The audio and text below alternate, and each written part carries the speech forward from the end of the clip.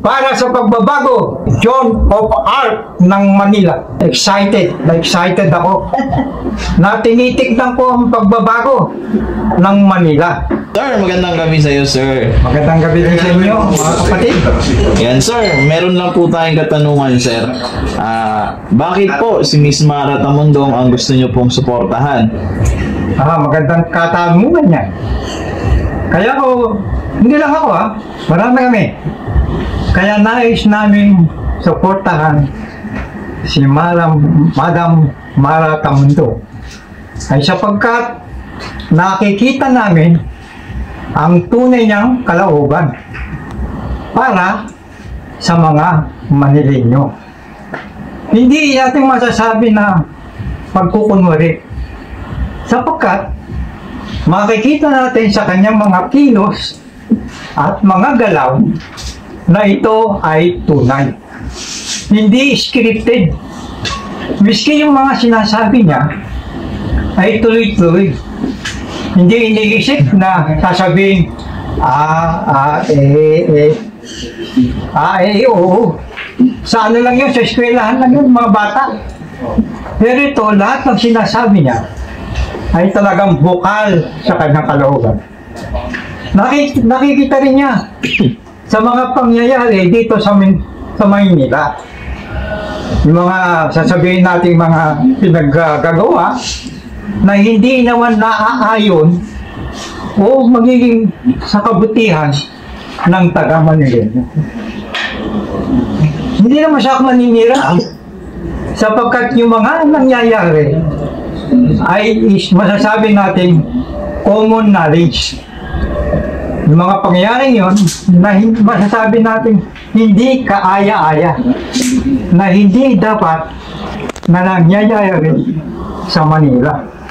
Ngayon, dumating ang isang nilalang na masasabi natin gagawin natin John of Arc ng Manila. Ipaglalaban niya kung ano ang nakikita niya na makakatulong sa taga-Manileño. May mga pangyayari na masasabi natin na okay na.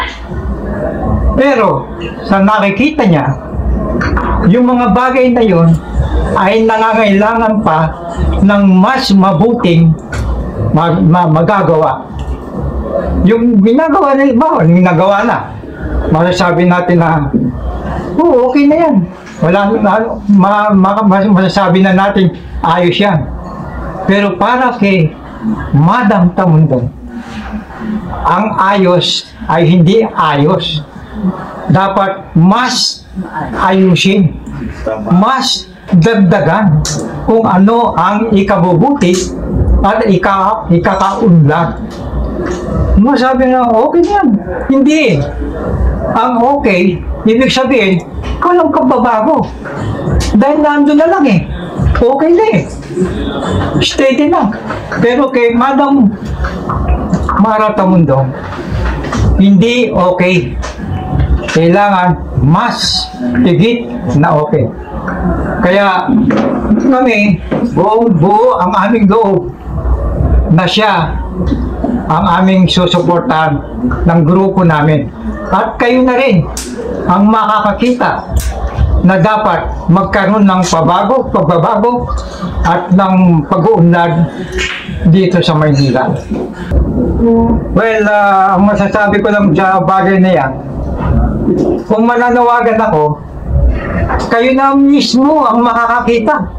Hindi ko nasasabihin na ang isang bagay na kailangan natin ng pagbabago dahil kayo na mismo ang nakakaramdam kung yun ba ay mas nakakatulong o mas nakakaunlad sa inyong pamumuhay. Kayo na rin mismo ang maghuhusga. Dapat bang magkaroon ng pagbabago? Dapat. Kasi pag ang isang bagay ay walang pagbabago, pati yung kayo, hindi rin kayo nagbago.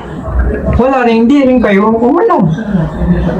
Kaya ang panawagan ko, hindi lang panawagan, kundi kayo na mismo ang makakakita at siyang gumawa ng paraan para mailagay natin ang isang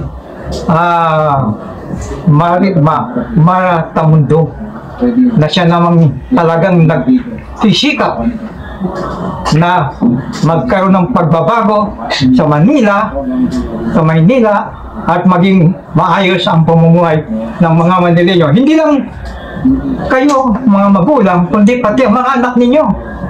Iniisip din niya na pag wala na kayo, paano mga anak ninyo?